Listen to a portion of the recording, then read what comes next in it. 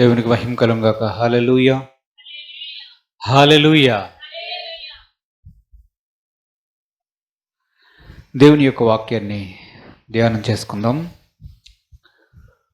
ప్రకటన గ్రంథం 2వ అధ్యాయం 20-21 వచనాలు, 2 వచనాలు చదువుకుందాం. ప్రకటన గ్రంథం 2వ అధ్యాయం. అయినను నీ మీద తప్పు ఒకటి నేను మోపవలసి ఉన్నది ఏమనగా తాను ప్రవక్తని అని చెప్పుకొనుచు ఉన్న యెజబేలు అను స్త్రీని నీవు ఉండనిచ్చుచున్నావు. జారత్వము చేయుటకును విగ్రహములకు బలి ఇచ్చిన వాటిని తినుటకును అది నా దాసులకు బోధించుచు వారిని మోసపరుచుచున్నది. మారు మనస్సు పొందుటకు నేను దానికి సమయమిచ్చితిని గాని అది తన జారత్వము విడిచిపెట్టి మారు మనస్సు పొందనల్లదు. ప్రార్థన చేసుకుందాం. పరిశుద్ధుడైన తండ్రి, మహోన్నతుడ, సర్వోన్నతుడ, సర్వ సృష్టికర్త, మీ పాదాలకు వందనాలయ్యా. నీవు ఇచ్చినటువంటి వాక్యం ప్రభువుని ధ్యానించడానికి వచ్చాం. వాక్యమైన దేవ, మీరు మాతో మాట్లాడమని మా ప్రభువును రక్షకుడైన యేసుక్రీస్తు పరిశుద్ధ నామమున అడిగి వేడుకొనుచున్నాము తండ్రి, ఆమేన్. ప్రకటన గ్రంథం 2వ అధ్యాయంలో మనము ఒక ప్రవక్తిని చూస్తున్నాం. ఆ ప్రవక్తిని పేరు యెజబేలు. ఆ యెజబేలుకి కొన్ని లక్షణాలు ఉన్నాయి. ఏమని బోధిస్తుంది దేవుని యొక్క దాసులకి? అది ఆ సంఘములో ఉన్నటువంటి వ్యక్తులకు ఏమని బోధిస్తుంది? 2 విషయాలు చెప్తుంది. జారత్వము చేయమని ప్రోత్సహిస్తూ ఉంది. 2వది, విగ్రహాలకు బలి ఇచ్చిన వాటిని తినమని ప్రోత్సహిస్తూ ఉంది. ఈ 2 కూడా దేవుని యొక్క వాక్యానికి విరుద్ధమైనవి. కానీ పేరు చూస్తే ప్రవక్తిని. దేవుని సంఘములో ఉన్నది. ఆమె పేరు యెజబేలు. దేవుడు చెప్తున్నాడు, నీవు ఆ యెజబేలు అనే స్త్రీని, తాను ప్రవక్తినిగా చెప్పుకుంటున్నటువంటి ఆ స్త్రీని నీ సంఘములో ఉండనిస్తున్నావు. మారు మనస్సు పొందమని నేను ఆ స్త్రీకి సెలవిచ్చాను, సమయం ఇచ్చాను. కానీ అది మారు మనస్సు పొందడం లేదు. దేవుని యొక్క వాక్యాన్ని మనం చూస్తూ ఉన్నాం. ఇక్కడ వ్యక్తులకు మారు మనస్సు పొందడానికి దేవుడు అవకాశం ఇస్తూ ఉన్నాడు. కొంతమందికి అవకాశం ఇచ్చినప్పటికీ కూడా వారు మారు మనస్సు పొందడం లేదు. సంఘములోనే ఉంటున్నారు, దేవుని యొక్క వాక్యాన్ని ఎరిగిన వారై ఉంటున్నారు. కానీ మారు మనస్సు పొందడానికి దేవుడు వారికి సమయం ఇస్తుంటే దాన్ని వారు పట్టించుకోవడం లేదు. అసలు మారు మనసు పొందడానికి సమయం ఇవ్వడమే ఒక గొప్ప విషయం. మనం దేవుని యొక్క వాక్యంలో చూస్తాం, కొన్నిసార్లు మారు మనసు పొందడానికి కూడా మనకి సమయం దొరకదు. మారు మనస్సు పొందడానికి దేవుడు సమయం ఇవ్వడం ఒక గొప్ప భాగ్యమని మనం ఎంచుకోవచ్చు. దేవుడిచ్చినటువంటి ఆ సమయంలో ఒక వ్యక్తి తను తాను పరిశీలించుకొని మారు మనస్సు పొందడం అనేది చాలా కీలకమైనటువంటి విషయం. కానీ మనుషులు ఏం చేస్తున్నారంటే దాన్ని చాలా తేలికగా తీసుకుంటున్నారు. కొన్నిసార్లు మారు మనస్సు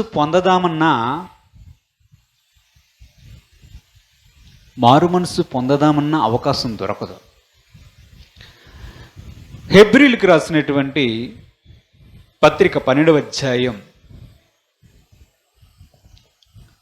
హెబ్రీలకు రాసినటువంటి పత్రిక 12వ అధ్యాయం 17వ వచనాన్ని ఒకసారి చదువుకుందాం.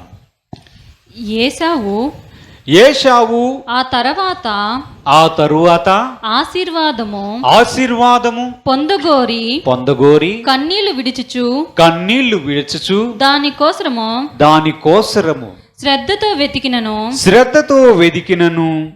మారు మనసు పొంద అవకాశము దొరకక విసర్జింపబడినని మీరు ఎరుగుదురు. ఏశావు అనే ఒక వ్యక్తి ఉన్నాడు బైబిల్లో, మనకు తెలుసు. ఆకలేస్తుందని చెప్పి ఒక్క పూట కూటి కోసం ఇతడు పెద్దవాడుగా పుట్టాడు. అన్న, ఎవరికి అన్న? యాకోబునకు అన్నయ్యుండి ఒక్క పూట కూటి కోసం నేను చచ్చిపోతున్నాను, నువ్వు వండుకున్నటువంటి ఆ చిక్కుడుకాయల కూర ఎర్రగా కనిపిస్తుంది, నాకు దాన్ని ఇమ్ము అని తమ్ముడైన యాకోబుతో మాట్లాడుతాడు. యాకోబు అంటాడు, నేను ఈ కూరను నీకు ఇస్తాను, కానీ నీ జ్యేష్ఠత్వపు హక్కు ఏదైతే ఉందో, నువ్వు పెద్దవాడుగా పుట్టావు కదా, నీకు జ్యేష్ఠత్వపు హక్కు ఉంది, అది నాకు కావాలి, దాన్ని నాకు ఇచ్చేయి అని అన్న అయినటువంటి ఏశావుతో మాట్లాడతారు. నిజానికి యాకోబు ఏశావు ఇద్దరు కూడా కవల పిల్లలు. వారు పుట్టినటువంటి సమయము, వారి పుట్టికలో ఉన్నటువంటి ఆ వ్యత్యాసము, తేడా చాలా తక్కువగా ఉంది. బహుశా కొన్ని నిమిషాల ముందు లేదా కొన్ని సెకండ్ల ముందు ఏశావు పుట్టాడు. యాకోబు ఏశావు తర్వాత పుట్టాడు.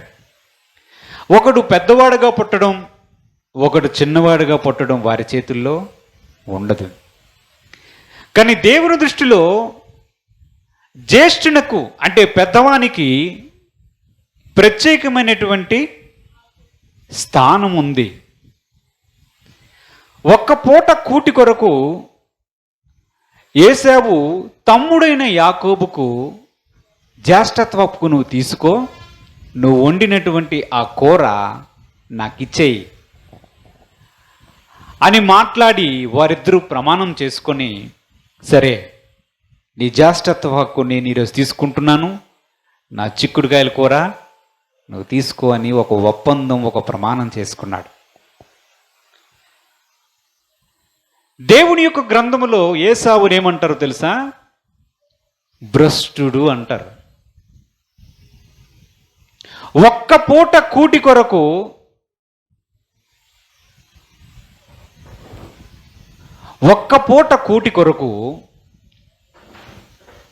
ఏమమ్ముకున్నాడు? ఒక్క పూట కూటి కొరకు ఏమమ్ముకున్నాడు? జ్యేష్ఠత్వపు హక్కుని అమ్ముకున్నాడు. తర్వాత మనకు ఆదికాండంలో ఏశావు ఏడ్చినట్టు ఏమైనా కనిపిస్తుందా? కనిపించదు. కానీ మనం చదువుకున్నటువంటి హెబ్రీలకు రాసిన పత్రిక 12వ అధ్యాయం 17వ వచనాన్ని మరలా చదువుకొని చూద్దాం.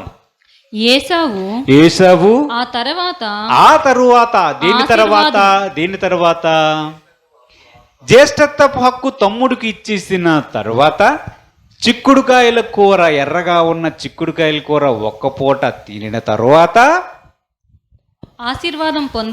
ఆశీర్వాదము పొందగోరి కన్నీళ్లు విడుచుచు దానికోసరము శ్రద్ధతో వెతికినను మారు మనసు పొందా. అంటే తండ్రి అయినటువంటి ఇస్సాకు యాకోబును ఏసావును ఆశీర్వదిస్తాడు. యాకోబు అన్న వల్లే వచ్చి తండ్రి అయినటువంటి ఇస్సాకు దగ్గర ఆశీర్వాదము దొంగిలించి పట్టుకొని వెళ్ళిపోతాడు. కాసేపు తర్వాత ఏసావు వచ్చి తండ్రితో ఇదిగో వచ్చాను అని మాట్లాడితే, నీ తమ్ముడు యాకోబు నీ యొక్క ఆశీర్వాదాలు అన్నీ పట్టుకొని వెళ్ళిపోయాడు, ఇక నిన్ను ఆశీర్వదించడానికి నా దగ్గర ఏమీ లేదు అని తండ్రి అయిన ఇస్సాకు ఏశావుతో చెప్తాడు. అప్పుడు ఏశావు ఎలుగెత్తి ఏడ్చాడు, బాధపడతాడు. ఇదంతా ఎందుకు ఏశావు జీవితంలో జరిగింది అంటే, తమ్ముడైనటువంటి యాకోబుకు అన్న అయినటువంటి ఏశావుకు వంటగదిలో జరిగినటువంటి అగ్రిమెంట్లో తేడా జరిగింది. కూర జ్యేష్ఠత్వపు హక్కు. అసలు ఏశావుకి కనీసం ఆలోచన కూడా లేకపోయింది. తండ్రి వద్ద నుంచి ఆశీర్వాదం పోగొట్టుకున్నాడు. తమ్ముడికి జ్యేష్ఠత్వ హక్కు ఇచ్చేసి దాన్ని పోగొట్టుకున్నాడు. ఏం సంపాదించాడు? ఎర్రగా ఉన్న చిక్కుడుకాయల కూర ఒక్క పూటకు సంపాదించుకున్నాడు. ఎప్పుడైతే యాకోబు తండ్రి అయినటువంటి ఇస్సాకు దగ్గర నుంచి ఆ ఆశీర్వాదాన్ని తీసుకుని వెళ్ళిపోతాడో అప్పుడు ఏసావు ఏడుస్తాడు. ఇలాగూ అలాగ ఏడవడు, నేను తప్పు చేశాను అని బాధపడినప్పుడు మనం ఇప్పుడు చదువుతున్నాం చూడండి, 12వ అధ్యాయం 17వ వచనములో, తర్వాత ఆశీర్వాదము పొందగోరి కన్నీళ్లు విడుచుచు దానికోసరము శ్రద్ధతో వెతికినను మారు మనసు పొందా అవకాశం దొరకలేదంట. ఏంటిది ఇక్కడ మారు మనస్సు అనే విషయం ఏసావు దగ్గర ఎక్కడ కనిపిస్తుంది? ఇక్కడ చెప్పండి. అసలు ఏసావు మారు మనసు పొందడానికి అవకాశం అంటే ఏమిటి? ఇప్పుడు ఏసావు అనుకుంటున్నాడు, అయ్యో నా తమ్ముడికో నేను ఆ విధంగా మాట్లాడి నా జ్యేష్ఠత్వపుకు హక్కును నీవు తీసుకో అనే మాట నేను మాట్లాడకపోయింటే, ఆ రోజు ఒక్క పూట కూటి కోసం నేను నా జ్యేష్ఠత్వపు హక్కును అమ్మి వేయకపోయి ఉన్నట్లయితే, అలాగూ చేసి ఉంటే ఎంత బాగుండేది. ఈరోజు ఆశీర్వాదం నా దగ్గర ఉండేది, ఈరోజు నా దగ్గర ఆశీర్వాదం ఉండేది అని కన్నీళ్లు విడిచాడంట. ఎవరు? ఏసావు విడిచాడు. ఏంటి? ఎవరు? ఏసావు విడిచాడు. ఏసావు మారు మనసు పొందాలని ప్రయత్నం చేస్తున్నాడు. ఏ మారు మనసు పొందాలని ప్రయత్నం చేస్తున్నాడు? ఏం మారు మనసు? పాపము నుంచా? ఒక్క అవకాశం నాకు వచ్చుంటే కొంచెము కాలంలో వెనక్కి వెళ్ళి అరే నీ కూర నువ్వే తీసుకో, నా ఆశీర్వాదం నాకే ఇచ్చారా అని చెప్దామని బాధపడుతున్నాడు. అలాగా చేసి ఉండకపోయినట్లయితే బాగున్ను అనుకున్నాడంట. దానికోసం ఏసావు ఎంతగానో పశ్చాత్తాపపడ్డాడు, కన్నీళ్లు విడిచాడు, ఏడ్చాడు, బాధపడ్డాడు. తిరిగి అలాగూ చేయకపోయినట్లే బాగున్ను కదా అని ఆ మారు మనస్సు ఇప్పుడు నేను పొందుతాను అనుకున్నాడంట. ఆ మారు మనస్సు గురించి మాట్లాడుకుంటున్నాం. పాపం విషయమే మారు మనస్సు కాదు. ఒక్క అవకాశం ఉంటే బాగున్ను కదా అనుకుంటున్నాడట.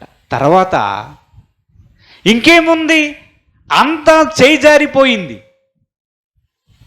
కూరతో ఏమి రావాల్సినవో అవన్నీ పోగొట్టుకున్నాడు. ఇప్పుడు మన ప్రశ్న, యెజబేలు అనే స్త్రీకి దేవుడు మారు మనస్సు పొందడానికి అవకాశాన్ని, సమయాన్ని ఇచ్చాడా? మరి ఏసావుకి అవకాశం దొరికిందా? అందుకే చెప్తున్నాం, అందుకే దేవుని యొక్క వాక్యం సెలవిస్తుంది, మారు మనస్సు పొందడానికి ఒక వ్యక్తికి, సంఘములో ఉన్న వ్యక్తికి, బయట ఉన్న వ్యక్తులు ఎలాగూ పొందాలి, సంఘంలోనికి వచ్చి కూడా, దేవునితో ఉండి కూడా ఒక వ్యక్తి తనను తాను దిద్దుకోవలసిన విషయాలు దేవుడు వారికి చెప్పినప్పుడు, మారు మనస్సు పొందడానికి దేవుడు వారికి అవకాశము ఇస్తున్నప్పుడు, మారు మనస్సు అవకాశం పొందడం అనేది ఒక భాగ్యం. అది అందరికీ దొరకదు, అన్ని వేళలా దొరకదు. ఉదాహరణకి ఒక ఆలోచన చేద్దాం. ఒక వ్యక్తి క్రీస్తులోనికి వచ్చాడు. దేవుని యొక్క సేవకుడు లేదా దేవుని యొక్క వాక్యము లేదా స్వయంగా ప్రభువే అతన్ని దర్శించి, మారు మనసు పొందు నాయనా, నువ్వు చేస్తుంది పాపం, నువ్వు చేస్తుంది వాక్యానికి విరుద్ధం అని చెప్తున్నాడు అనుకుందాం. ఆ వ్యక్తి ఏమనుకుంటాడు? ఒక విశ్వాసరాలు ఏమనుకుంటుంది? నేను అప్పుడే చచ్చిపోను కదా, చాలా సమయం ఉంది అనుకున్నాడు లేదా అనుకున్నది అనుకుందాం. సడన్గా చనిపోయింది అనుకోండి,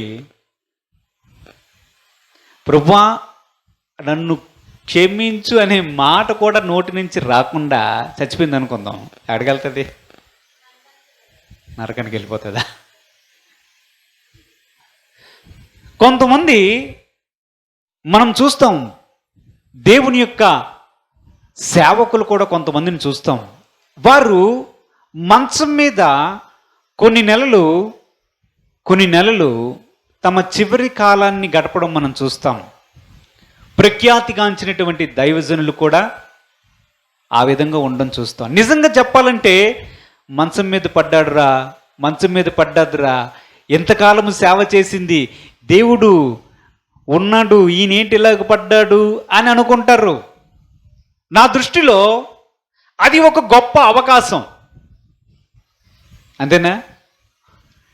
బహుశా ఒక 6 నెలలు మంచం మీద ఉన్నాడు అనుకుందాం.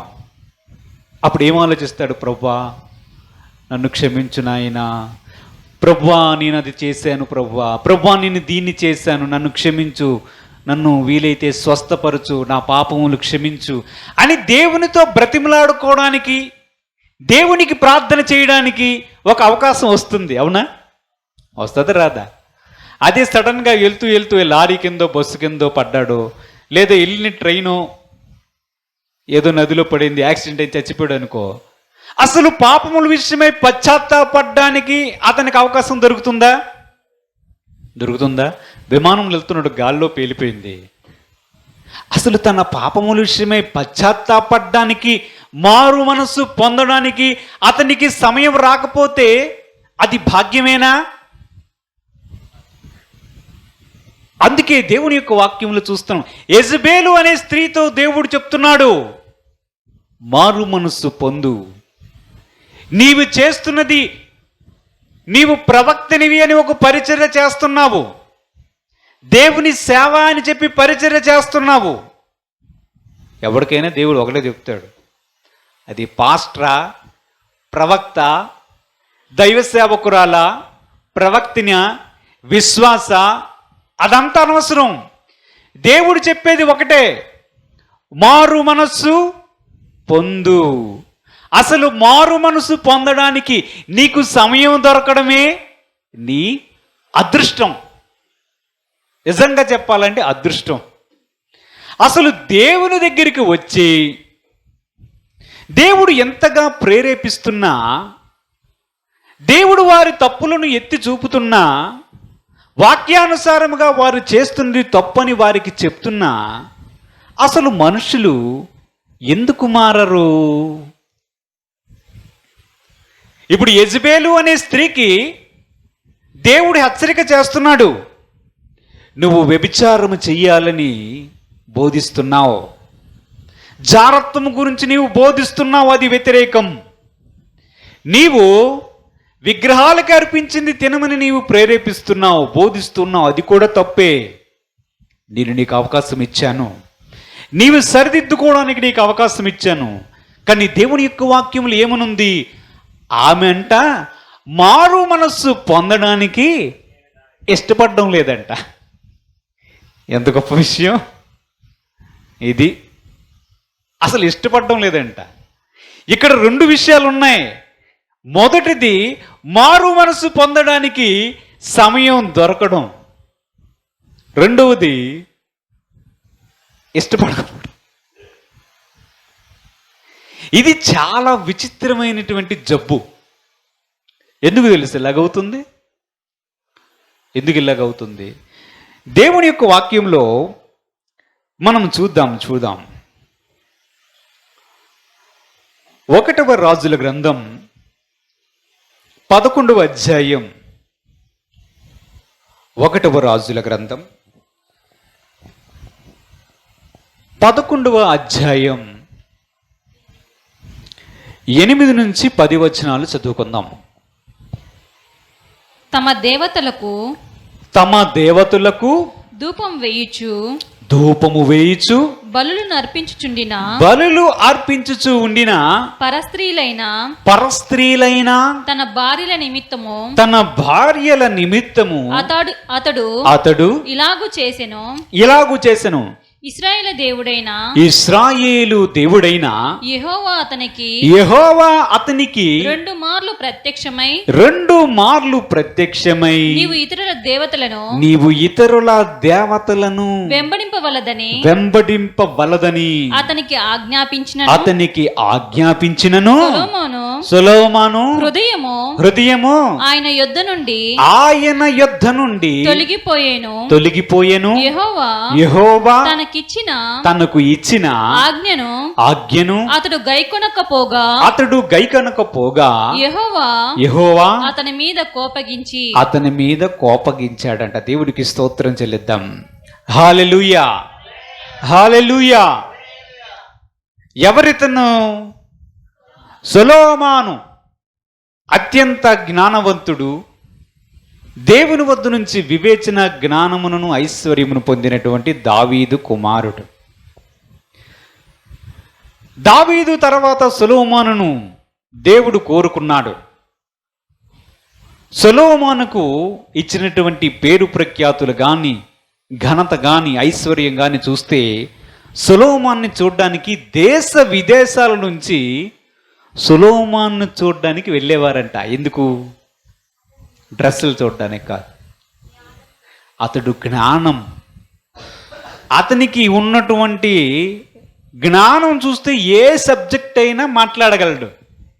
గోడ మీద ఉన్న నాచు గురించి కూడా మాట్లాడగలడు. ఎవరు? సొలొమోన్.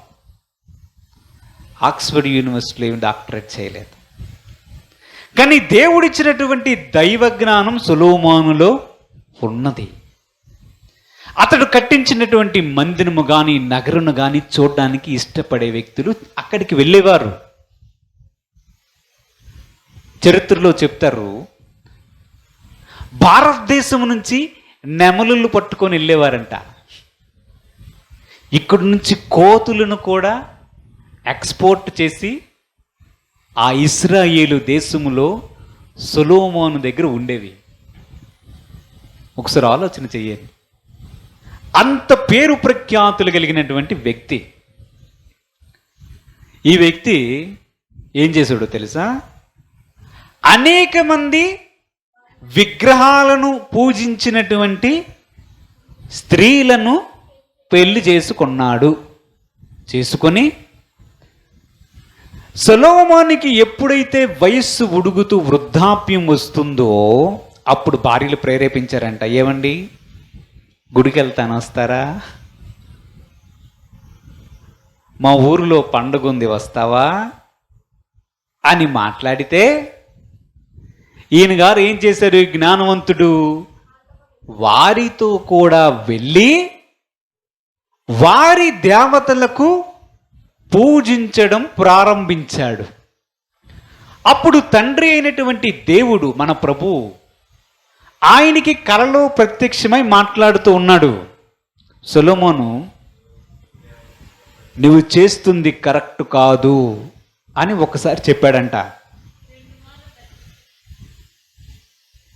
కొంతకాలం గడిచింది. మరలా దేవుడు ప్రత్యక్షమయ్యాడు సొలొమోనుకి. సొలొమోను, నువ్వు చేస్తుంది కరెక్ట్ కాదు, నీవు నన్ను ప్రేమించాలి, నీవు నన్ను వెంబడించాలి అని సొలొమోనుతో దేవుడు మాట్లాడాడు. ఇప్పుడు మనం ఆలోచించవలసిన విషయం ఒకటి ఉంది. సొలొమోనుకి మారు మనస్సు పొందడానికి సమయం దొరికిందా దొరకలేదా? దొరికిందా? 2 సార్లు మన ప్రభు అయిన దేవుడు సొలొమోను మారు మనస్సు పొందడానికి అవకాశాన్ని ఇచ్చాడు. మొదటి హెచ్చరిక జారీ చేశాడు. మారు మనసు పొందాడా? పొందలేదు. 2వ హెచ్చరిక మరలో కలలో ప్రత్యక్షమై సొలొమోనుతో చెప్పినప్పుడు సొలొమోను మళ్ళీ ఏం చేశాడు?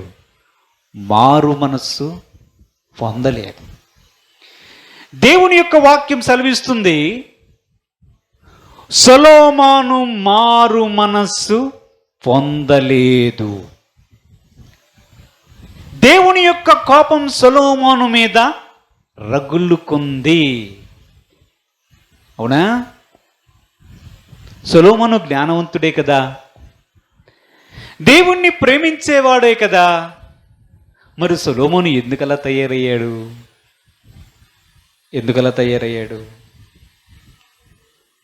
అసలు సమస్య ఏమిటో తెలుసా? దేవుని సేవకుడైనా, దేవుని సేవకురాలైనా, ఒక విశ్వాసి అయినా, ఎవరైనా సరే దేవుని నుంచి దూరముగా వెళ్ళిపోతూ ఉంటుంటే దేవుడు వారిని హెచ్చరిస్తూ ఉంటాడు. కొన్నిసార్లు మనకి ఆ హెచ్చరిక చేసే బాధ్యతను, భారాన్ని మనకిస్తాడు. మనం అందుకే మొదటిది ఏం చెయ్యాలి తెలుసా? సహవాస దోషాన్ని చూడాలి. ఏంటిది? సహవాస దోషం చూడాలి. అసలు మన సహవాసం ఎక్కడ ఉంటుందో, ఎవరితో ఉంటుందో చూస్తే అసలు కథ అర్థమైపోతుంది. ఈ సొలొమోను గారు యొక్క సహవాసం ఎవరితో చేశాడు? అన్య దేశ ఆచారాలు ప్రవర్తిస్తూ వాటిని పూజిస్తూ ఉన్నటువంటి స్త్రీలతో సహవాసము, వారితో వివాహాలు. అవునా? ఆ వాక్య భాగాన్ని అలాగే పట్టుకొని మనం హెబ్రీలకు రాసిన పత్రిక 3వ అధ్యాయం 14వ వచనాన్ని చూద్దాం. హెబ్రీలకు రాసిన పత్రిక 3వ అధ్యాయం 14వ వచనాన్ని చూద్దాం. నేడు మీరు ఆయన శబ్దమును వినిన ఎడల, నేడు మీరు ఆయన శబ్దమును వినిన ఎడల కోపము పుట్టించినప్పటి వలె మీ హృదయములను కఠినపరచుకొనకూడని ఆయన చెప్పెను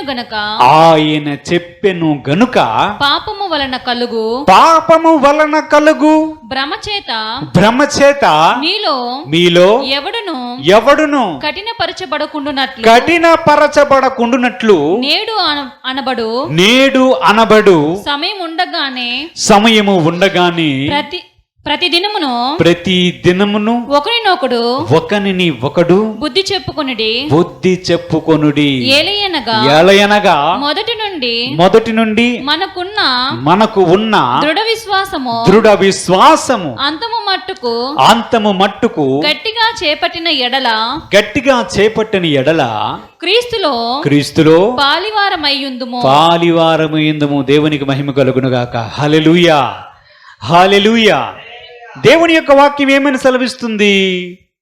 రెండు విషయాలు అక్కడ కనిపిస్తున్నాయి. సొలొమోను దగ్గర కూడా అదే రెండు విషయాలు కనిపిస్తూ ఉన్నాయి. ఏం చెప్తున్నాడు? పాపం వలన భ్రమ కలుగుతుందంట. ఈ భ్రమ వలన ఒకని హృదయం కఠినమైపోతుంది. ఇది గుర్తుపెట్టుకోండి. రెండో విషయాన్ని చెప్తున్నారు. ఆ హృదయము కఠినమైపోతూ ఉంటుంటే దాన్ని తిరిగి మరలా మెత్తని హృదయముగా చేసి క్రీస్తుకు సామీప్యముగా తేవడం ఆల్మోస్ట్ అసాధ్యమైపోతుంది. సాధ్యం కాని పరిస్థితి ఏర్పడడానికి అవకాశం ఎక్కువగా ఉంటుంది. అందుకు దేవుని యొక్క వాక్యం ఏమని సెలవిస్తుంది? మీలో ఒకరిని ఒకడు బుద్ధి చెప్పుకోండి. అంటే ఏం చేయాలి? ప్రతి దినము ఒకరిని చూసి ఒకడు బుద్ధి చెప్పుకోవాలంట. అంటే ఏం చెయ్యాలి? బుద్ధి చెప్పేవారు ఎక్కడుండాలి? నీతిమంతుల సహవాసములో ఉంటేనే, మనకు బుద్ధి చెప్పేవారు కనబడతారు. అవునా? ఒకడు తాగుబోతు అనుకుందాం,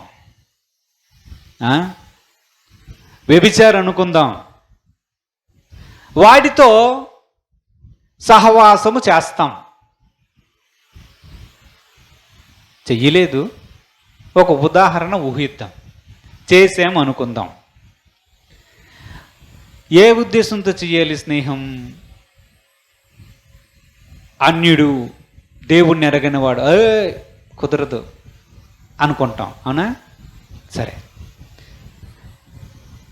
మనం ఇలా మాట్లాడకూడదు. కానీ దురదృష్టవశాత్తు వాడు క్రైస్తవుడే, పుట్టినప్పటి నుంచి క్రైస్తవుడే, బాప్తిస్మాలు కూడా తీసుకున్నాడు. వాడు చూస్తే ఇంకా సంపూర్ణమైనటువంటి మారు మనస్సు లేనివాడు అనుకుందాం. వాడిప్పుడు తాగుతా ఉన్నాడు. ఓకే, వాడితో సహవాసాన్ని ప్రారంభించాం. వాడు అంటే అక్కడ పురుషుడనే కాదు, స్త్రీలు కూడా తాగుతారు. మీకు తెలుసో లేదో, ఇంక స్త్రీలే ఎక్కువ తాగుతారు.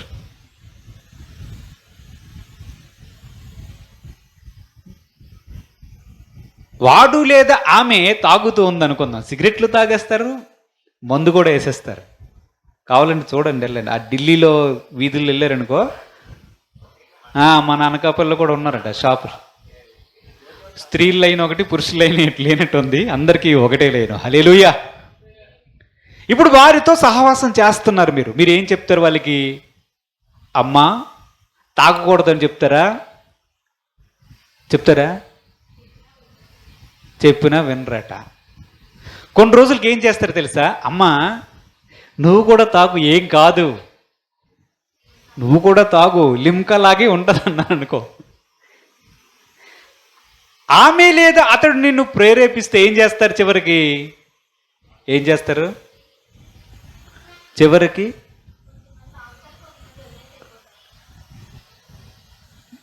సరే చూద్దాం. చూడండి, ఆ మాట అలాగ పట్టుకొని సామెతల గ్రంథం 13వ అధ్యాయం 20వ వచనాన్ని ఒకసారి చూసి మరల వెనక్కి వద్దాం. సామెతల గ్రంథం 13వ అధ్యాయం 20వ వచనాన్ని చదువుదాం. జ్ఞానుల సహవాసము చేయువాడు జ్ఞానము గలవాడు అగును. మూర్ఖుల సహవాసము చేయువాడు చెడిపోవును. కీడు పాపులను తరుమును. నీతిమంతులకు మేలు ప్రతిఫలంగా. దేవుని యొక్క వాక్యం ఇంకోటి కూడా సెలవిస్తుంది. దుష్ట సహవాసం మంచి నడవని చెరుపుతుంది. ఉందా వాక్యంలో? చదివారు ఎప్పుడైనా? అంటే అట్టి వారితో సహవాసం చేసిన తర్వాత ఏమవుతుంది? మంచి నడవడి కూడా చెడిపోయే అవకాశం ఉంది. కొంతమంది చెప్తారు, లోకంలో ఏం చెప్తారు తెలుసా? నీ స్నేహితులు ఎవరో చెప్పురా, నువ్వెలాంటి వాడో నేను చెప్తాను అని చెప్తారు. అవునా? ఇప్పుడు క్రైస్తవుడవు, ఇప్పుడే బాప్తిసం తీసుకున్నావు, లేదా సీనియర్ బాప్తిసం తీసుకొని సీనియర్ విశ్వాస అయిపోయావు. ఇప్పుడు ఎవరో ఒకరు వచ్చారు, తాగుబోతూ వ్యభిచారి వచ్చారనుకుందాం. ఆ స్నేహాన్ని చేస్తూ చేస్తూ చేస్తూ లాస్ట్కి ఏం చేస్తాడో తెలుసా? వాడే నిన్ను ప్రభావితం చేస్తాడు. వాడే నిన్ను కూడా పాపము చేయడానికి ప్రేరేపిస్తాడు. సుమారుగా ఇదే జరిగింది సొలొమోను విషయంలో. ఆ విషయం గురించి వస్తున్నాం. ఇక్కడ జ్ఞానం, భక్తి, ఎక్స్పీరియన్సు, మనకున్న చరిత్ర, మన దేవుని దాసులు, మనం వెళుతున్న సంఘం కానీ కాదు, అవి మ్యాటరే కాదు. అలా తీసుకుంటే సొలొమోను తండ్రి ఎటువంటి వాడు? సొలొమోను తండ్రి ఎటువంటి వాడు? దావీదు. ఎలాంటి వాడు? దేవునితో మాట్లాడేవాడు. అవునా? దేవుని ప్రవక్త, రాజు, భక్తి గలవాడు, దేవుని మందిరాన్ని కట్టించాలని తాపత్రయ పడినవాడు. మరి సొలొమోను ఎటువంటి వాడు? దేవుని దర్శనాన్ని పొందినవాడు, దైవ జ్ఞానం అనే వరాన్ని పొందినవాడు, దేవుని యొక్క మందిరాన్ని నిర్మించినవాడు. అవునా? ఈ సొలొమోను పాస్టర్ గారు ఎలాంటి వాళ్ళు? దేవుని మందిరాన్ని నిర్మించాడు. అవునా? రాజు దగ్గరికి వచ్చినటువంటి తగాదాలన్నింటినీ ఎలాగ పరిష్కరించాడు? దైవ జ్ఞానముతో పరిష్కరించాడు. దేవునికి బలులు అర్పించాడు. అన్నీ ఉన్నాయి. అన్నీ ఉన్నాయా? మందిరం ఉంది, కట్టించినవాడు ఈయనే, తండ్రి మంచివాడే, ప్రార్థనాపరులే, అసలు గొర్రెల కాపరుల కుటుంబం నుంచి దావీదును రాజుగా చేసిన వాడు, దేవుడని గుర్తించిన వాడు కూడా సొలొమోనే. అవునా? గుర్తించడా? ఏ పరిస్థితి ఏంటని ఆ మాత్రం జ్ఞానం లేని వ్యక్తి కాదు కదా సొలొమోను. మరి అటువంటి సొలొమోన్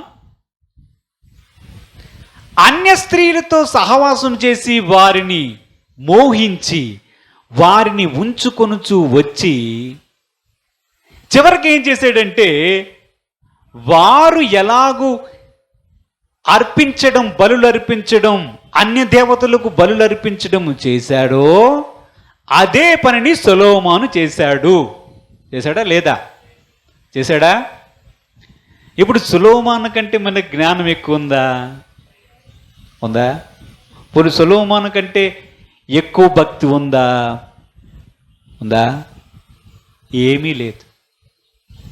అందుకే దేవుని యొక్క వాక్యం సెలవిస్తుంది, ఆ సమయం సమీపిస్తుంటే ఒకడిని ఒకడు బుద్ధి చెప్పుకోవాలి అంట.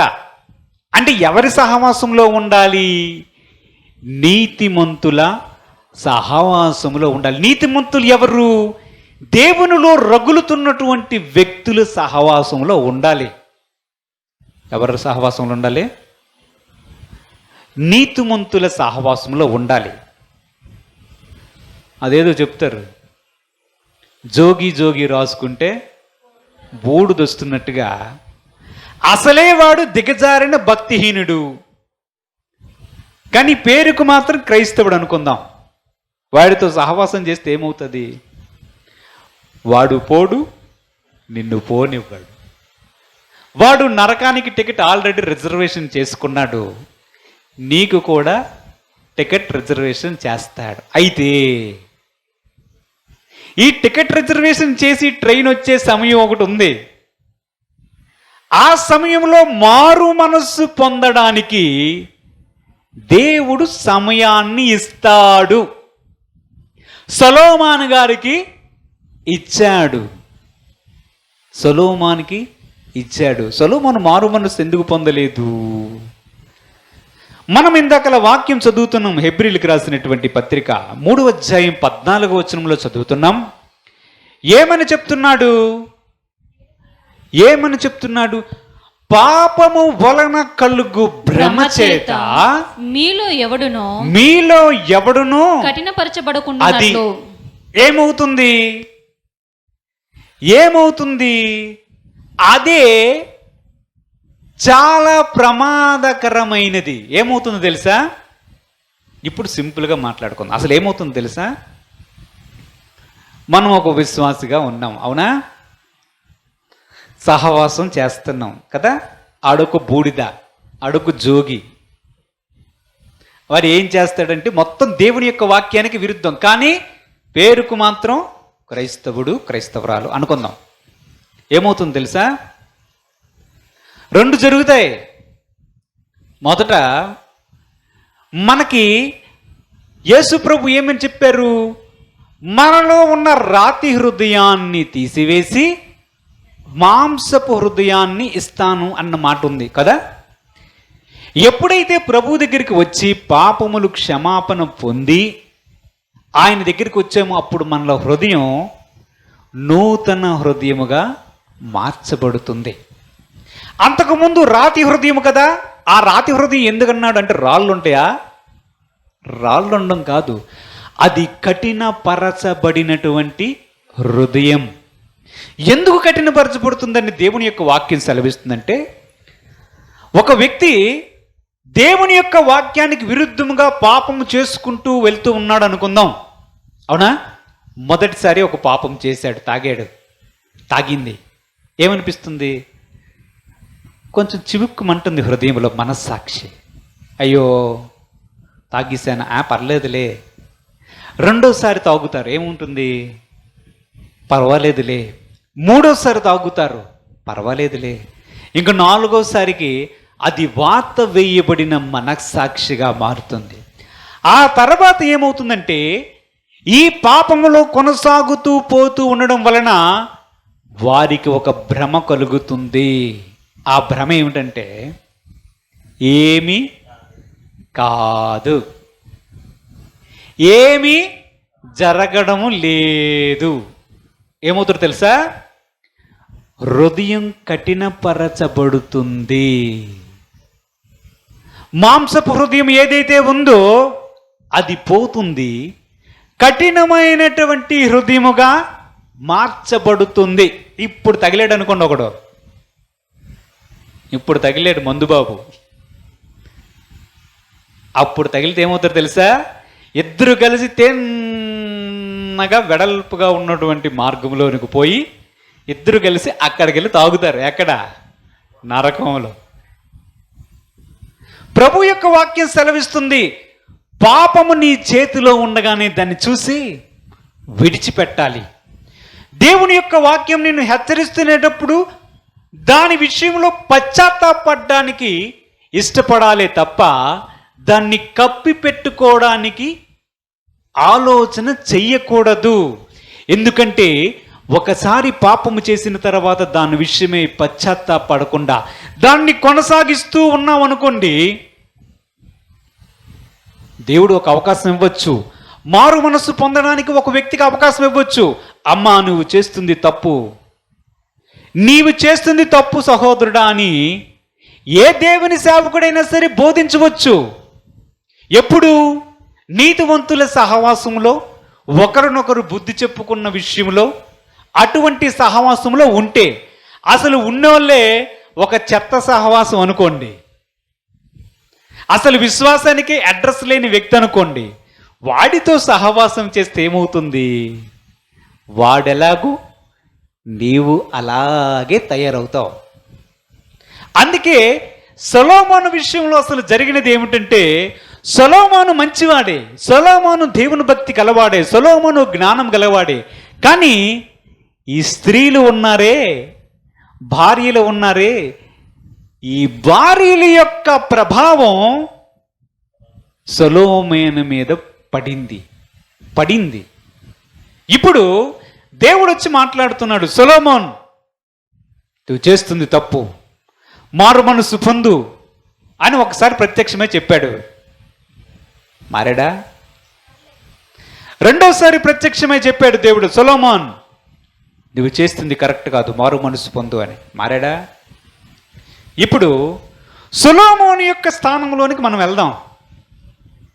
సొలొమోను స్థానంలో మిమ్మల్ని మీరు ఊహించుకోండి, ఒక్క నిమిషం ఊహించుకోండి. అంటే జ్ఞాన విషయంలో కాదు, అతని యొక్క స్థానంలోని మనం ఊహించుకుందాం. ఇప్పుడు సొలొమోనుకి ఎడం వైపు భార్యలు ఉన్నారు.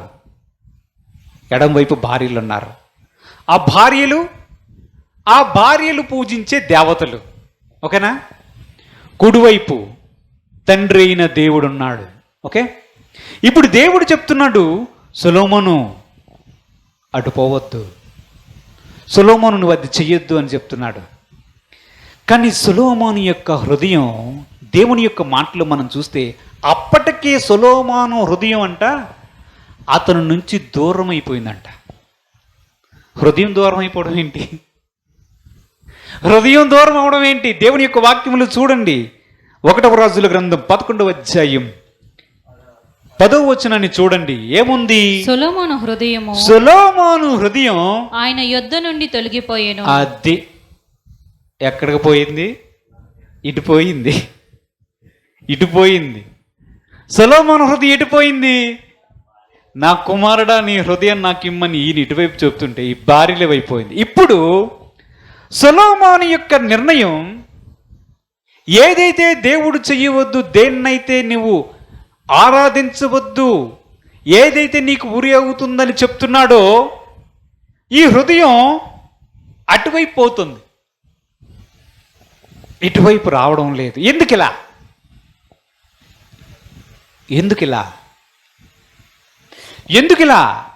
ఎందుకు ఇటుపోతుంది? ఎందుకు ఇటుపోవడం లేదు? చెప్పండి. సొలొమోను స్థానంలోనే ఉన్నారు కదా, ఎందుకు అటుపోతుంది? ఎందుకు ఇటు రావడం లేదు? రాదు. ఆ హృదయము కఠినపరచబడినటువంటి హృదయముగా మారిపోతుంది. పాపం వలన భ్రమ కలుగుతుంది. పాపం వల్ల కలిగే భ్రమ వలన ఆ వ్యక్తి నిర్ణయము తీసుకోలేని పరిస్థితిలోని కూడా వెళ్ళిపోతాడు. ఒకవేళ దేవుడే ప్రత్యక్షమై ఆ స్త్రీకి లేదా ఆ పురుషునికి, ఆ దైవజనునికి, ఆ దైవదాసురాలికి లేదా ఆ ప్రవక్తనికి వచ్చి చెప్పినా అట్టివారు మారు మనస్సు పొందట అసాధ్యమవుతుంది. ఇది చాలా జాగ్రత్తగా ఆలోచించాల్సిన విషయం. అంత జ్ఞానము కలిగినటువంటి సొలొమోను దేవుడే వచ్చి మాట్లాడితే దేవా నీ వైపు తిరుగుతానని మారు మనసు పొందలేదు అంటే ఎటువంటి దౌర్భాగ్య పరిస్థితి ఏర్పడుతుందో ఆలోచన చెయ్యాలి. అసలు మారు మనసు పొందడానికి సొలొమోనుకి దేవుడు అవకాశం ఇచ్చాడు, సమయాన్ని. అది పాయింట్. ఆ సమయమే ఒకవేళ ఒక వ్యక్తికి రాకపోతే, హఠాత్తుగా వారి పాపంలోనే వారు మరణిస్తే పరలోక రాజ్యానికి వెళ్తారా, నిత్య నరకానికి వెళ్తారా? ఆలోచించాలి. ఎక్కడికి వెళ్తారో ఆలోచించాలి. పరలోక రాజ్యానికి వెళ్తారా, నిత్య నరకానికి వెళ్తారా? దేవుడు కావాలా, మనుషులు కావాలా? మనుషులు బట్టి దేవుణ్ణి విడిచిపెట్టుకుంటున్నామా, దేవుణ్ణి బట్టి మనుషులను విడిచిపెడుతున్నామా? పాపం కావాలా, దేవుని ఆజ్ఞ కావాలా? ఒక వ్యక్తి నిర్ణయము తీసుకోలేడు. ఒక స్త్రీ కానీ ఒక పురుషుడు కానీ అట్టి పరిస్థితిలోనికి దిగజారిపోతే వారు నిర్ణయం తీసుకోలేరు. ఇది చాలా ప్రమాదకరమైనటువంటి పరిస్థితి. ఈ పరిస్థితిలోనికి ఒకరు ఎన్నడూ వెళ్ళకూడదు. సొలొమోను యొక్క దుస్థితికి కారణం ఏమిటో తెలుసా? మొదటిది, వాని సహవాసములో ఉన్న దోషం.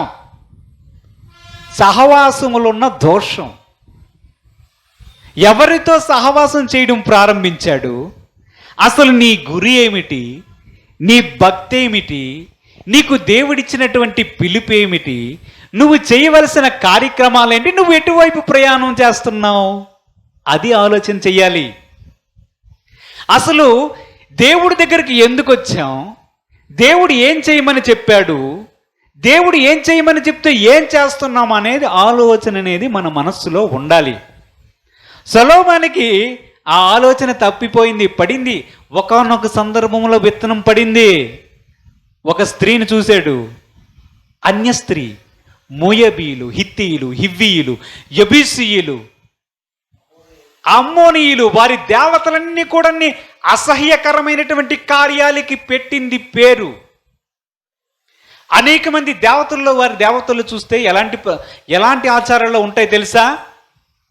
చిన్నపిల్లల్ని తీసుకొని వచ్చి బలి అర్పించడం, అగ్నిలో కాల్చడం, ఇలాంటి కార్యక్రమాలు కూడా ఉంటాయి.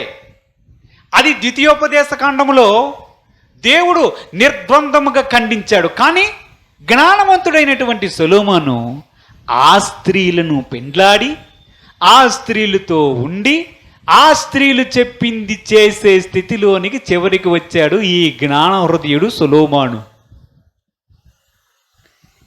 దేవుడు కావాలా, మనుషులు కావాలా? మనం అనుకుంటాం సొలొమోను పొరపాటు చేశాడు, పాపము చేశాడని. చెప్పనా?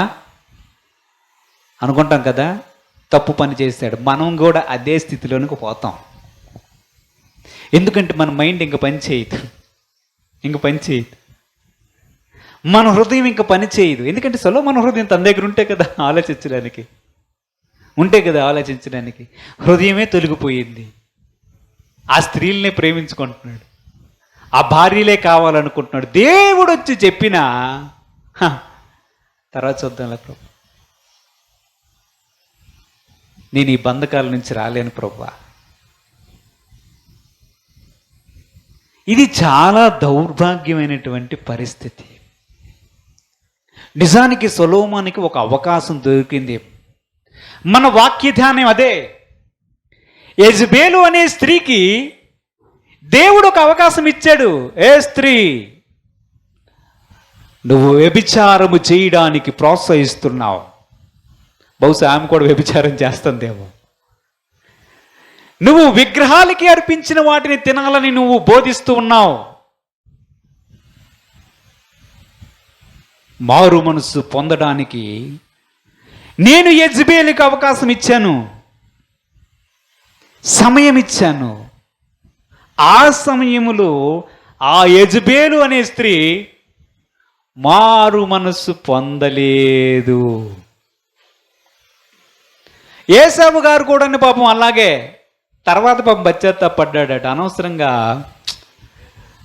అనవసరంగా కూరక్క గుర్తుపడి ఆశీర్వాదాలు అమ్ముకున్నాను అని భావించి, అయ్యో నేను ఇప్పుడు పశ్చాత్తాపడుతున్నాను.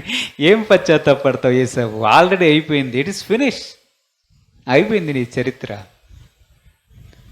ఏసావు గారికి మారు మనసు పొందడానికి అవకాశం వస్తే ఇంకొక ఛాన్స్, ఆదిత్య 369లో ఒక్కసారి బ్యాక్, నీ కూర నువ్వు తీసుకోరా అని చెప్పే అవకాశం ఉంటే బాగుండేది. కానీ అవకాశం దొరకలేదు. దేవుని యొక్క వాక్యాన్ని మనం ధ్యానిస్తున్నాం. ఈరోజు ఒక పాయింట్ మన మనసులో ఉండాలి. ఏంటో తెలుసా? మారు మనస్సు పొందడానికి దేవుడు మనల్ని ప్రేరేపిస్తే, మనము చేస్తుంది దైవ వాక్య విరుద్ధమని దేవుని యొక్క వాక్యం ఖచ్చితంగా నీ యొద్దకు వస్తే దాన్ని అంగీకరించాలి. అప్పుడు దాన్ని విడిచిపెట్టుకోవడానికి ప్రయత్నం చేయాలి. అటువంటి వారు, నిన్ను హెచ్చరించేవారు నీతిమంతుల సహవాసములోను, ఒకరినొకరు బుద్ధి చెప్పే సహవాసంలో నీవు ఉండాలి. ఉన్నదే ఒక చెదారముతో కూడినటువంటి వ్యక్తుల గుంపులో 100 మంది ఉంటే ఏం ప్రయోజనం? 100 మంది ఉన్నారు, అందరూ బూడిదే, అందరూ గుడ్డు సున్నాలే. మన అయ్యగారు చెప్తుండేవారు, 100 మంది ఓక బస్తాలు ఉంటే ఏం ప్రయోజనం? ఉన్న ఒక్క బియ్యం బస్తున్నా వండుకొని తినచ్చు. ఉన్నాయి 100 బస్తాలు దేనికి పనికొస్తాయి? దేనికైనా పనికొస్తాయా? ఒక్క బస్తా ఉన్నా ఆ బస్తా వండుకొని ఒక 10 రోజులు తినొచ్చు. ఉన్నదే ఒక చెత్త సహవాసం. నీకు ఖచ్చితంగా తెలుసు ఈడొక చెత్త వెధవని. వాడి యొక్క కార్యక్రమాలన్నీ కూడా చెత్తవి, వ్యభిచార సంబంధమైనవి, దేవుని వ్యతిరేకమైనవి, దేవునికి అసహ్యమైనవి. వీడు తీసుకున్నదే మొత్తం అంతా ఇది బతుకు చూస్తే యేసు ప్రభువు రాకమునిపై నువ్వు తీర్పు తీర్చొచ్చే, ఇది ఖచ్చితంగా నరకపాత్రుడని తీర్పు తెలుసు. మళ్ళీ ఆడి పేరు జాన్ డేవిడ్ ఫ్రాంక్లిన్ అంటే, హలో ప్రైజ్ ద లార్డ్ అని అంటే ఏమవుతుంది? లాస్ట్కి సొలొమోనుకు పట్టిన గతే పడతాది. నిర్ణయం కూడా తీసుకోలేరు. నిర్ణయం తీసుకోవడం కూడా మీ చేతిలో ఉండదు, మీ చేతిలో ఉండదు. మీ హృదయం కఠినపరచబడుతుంది. ఒకటి. రెండవది ఏంటి తెలుసా? మీ హృదయం మీ నుంచి తొలగిపోతుంది. ఈ రెండు అయిన తర్వాత ఇంక పరలోకం ఏమొస్తుంది? అసలు హృదయం కావాలని కోరుకున్నదే యేసు ప్రభు అయితే, మనుషులకు ప్రాధాన్యత ఇచ్చి దేవుని విడిచిపెట్టే సొలొమోను బ్రతికే అవుతుంది లాస్ట్కి. అవకాశం వచ్చినప్పుడే సద్వినియోగపరుచుకోవాలి. ఏసావుకు దొరకలేదు, యెజెబెలుకు దొరికింది, సొలొమోనుకు దొరికింది. ఏంటది? మారు మనసు పొందడానికి అవకాశం. అందరికీ దొరుకుతుందని గ్యారంటీ లేదు, గ్యారంటీ ఏం ఉండదు. సడన్గా చచ్చిపోతే ఏమైనా గ్యారంటీ ఉందా? అసలు క్రైస్తవుడికి రేపు ఉందా? రేపు అనేది క్రైస్తవుడికి లేనే లేదు. అన్ని investments are market investments are subject to market risks. ఎలాగో రేపుడు సంగతి అయితే అసలు క్రైస్తవునికి లేదు లేదు లేదు.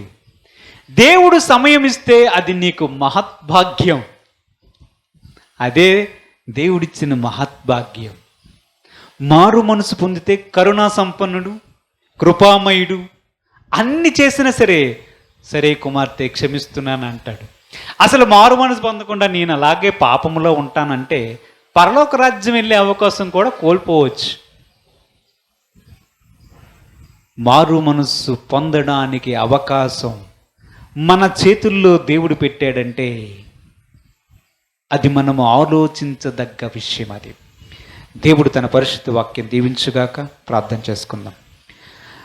పరిశుద్ధుడైన తండ్రి, మీ పాదాలకు వందనాలు. మారు మనస్సు పొందడానికి నీవిచ్చినటువంటి సమయం మనుషులకు మహద్భాగ్యము తండ్రి. ఆ సమయంలో వారు మారు మనస్సు పొందితే నీ రాజ్యంలో వారిని చేర్చుకోవాలని నీవు ఎదురు చూస్తున్నావు. కానీ పాపం వలన కలుగు భ్రమచేత ఒకవేళ హృదయము కఠినపరచబడినట్లయితే, ఒకవేళ సొలొమోను హృదయము అతని నుంచి తొలగిపోయినట్లుగా మా హృదయాలు మా యుద్ధ నుంచి తొలగిపోతే దేవా, నీవు కూడా ఏమీ చేయలేవు తండ్రి. నీ రాజ్యములోనికి రావాలని నీవు ఎదురు చూస్తున్నావు. కానీ మనుషులకే ప్రాధాన్యత ఇస్తారు, వారి యొక్క నిర్ణయాలకి, వారి యొక్క ఆలోచనలకి ప్రాధాన్యత ఇస్తారు. కానీ నీ మాటను కూడా వారు జబదాటి ముందుకు వెళ్ళాలని ప్రయత్నం చేస్తున్నారు. పరిశుద్ధుడు అయిన తండ్రి, నేడు నీ వాక్యము ద్వారా అట్టి వారితో మాట్లాడండి ప్రభు. సమయం ఉండగానే మారు మనసు పొందడానికి వారికి అవకాశము దొరుకుచుండగానే తమ పాపముల విషయమై పశ్చాత్తాపడడానికి, మారు మనసు పొందడానికి నీవు వారిని ప్రేరేపిస్తున్నావని గుర్తిరిగి నీ వైపు తిరిగి నీ రక్షణ ఆనందాన్ని కోల్పోకుండా నీ నిత్యరాజ్యంలో ప్రవేశించడానికి కూడా వారికి కూడా అవకాశం దయచేయమని నేడు ఈ వాక్యాన్ని వారి హృదయంలో లోపలికి పోయి వారికి మారు మనస్సు దయచేసి నీ రక్షణ భాగ్యాన్ని అనుగ్రహించమని మా ప్రభువును రక్షకుడైన యేసుక్రీస్తు పరిశుద్ధ నామమున అడిగి వేడుకొనుచున్నాము తండ్రి. ఆమేన్.